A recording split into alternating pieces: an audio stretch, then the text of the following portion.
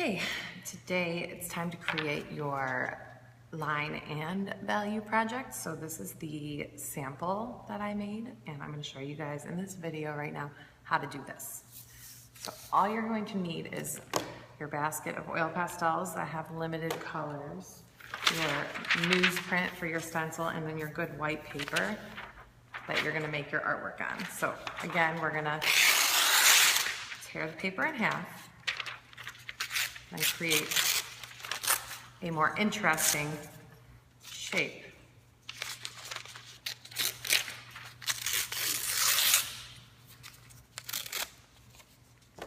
So something like this. Choose a color. So you have black, purple, blue, and green.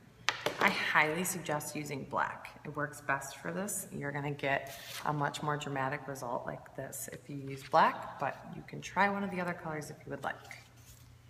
So, get everything out of the way. The first thing is you're gonna go ahead and do your first stencil. You want this one to be really light, so you are going to just barely put any black or whatever color you have pastel onto your paper. So you're just very, very lightly going to put that on there.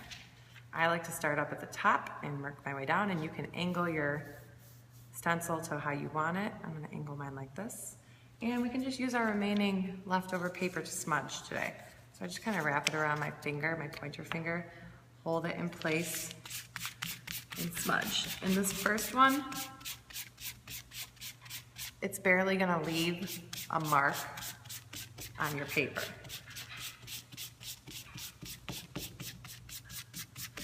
Okay, so it's really, really light, which is exactly what we want. We're basically trying to create a value scale. So we wanna start with our lightest value, gradually work our way to a darker value. So I'm gonna go ahead and make another line. This time I'm gonna make it a little bit darker, still not very dark, just a little bit darker than my last one. Okay, a little bit darker. And I'm gonna move it down a little bit. Maybe you wanna offset that angle a little bit. I'm gonna use the same paper, hold it firmly in place, and smudge. I like to smudge away from my body, that way I don't risk rubbing my arm on top of my work and making a big mess.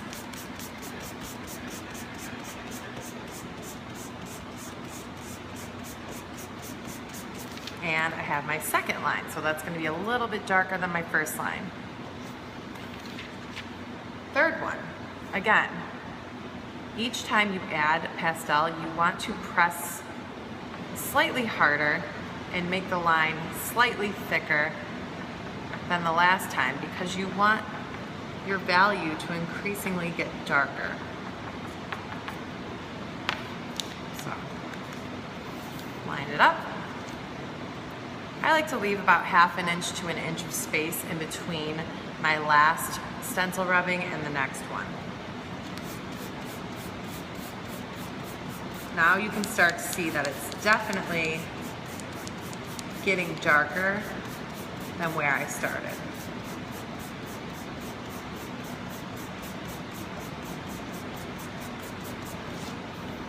Okay, there we go. 3 lines now, let's go on to the fourth one. I'm gonna go ahead and make this a little bit thicker and a little bit darker than my third one. So I'm adding more pastel onto my stencil than I did the last time.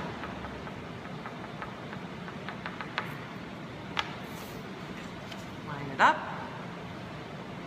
This time I'm gonna leave a little bit more space on this side. I like to make it a little uneven sometimes. Makes it interesting. I'm gonna carefully blend that onto there, not allowing my stencil to move. I'm really pushing hard with this hand to keep that stencil in one spot. If it does move on accident, just stop what you're doing and carefully line it up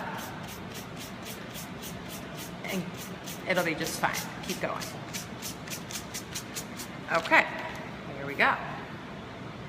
So every time, same thing, just adding a little bit more pastel, pressing a little harder, and making that line a little bit thicker than it was the last time. So notice that the line, the thickness of that pastel line keeps getting thicker each time because I'm putting more on there.